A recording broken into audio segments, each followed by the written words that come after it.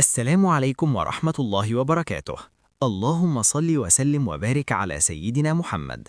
معاكم النهاردة خبر مهم لعشاق الكرة الأسبانية، وبالتحديد مواجهة من العيار الثقيل بين برشلونة وأتلتيكو مدريد.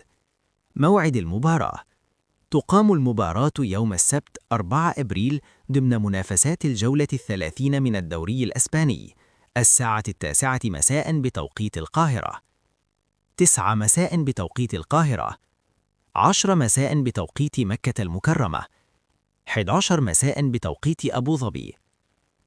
القناة الناقلة: تنقل المباراة حصرياً عبر شبكة بي إن سبورتس. تفاصيل المباراة: المباراة دي بتكون قمة كروية كبيرة، خصوصاً إن برشلونة داخل اللقاء وهو متصدر جدول ترتيب الدوري الأسباني، وبيسعى لتوسيع الفارق والاقتراب خطوة جديدة من اللقب.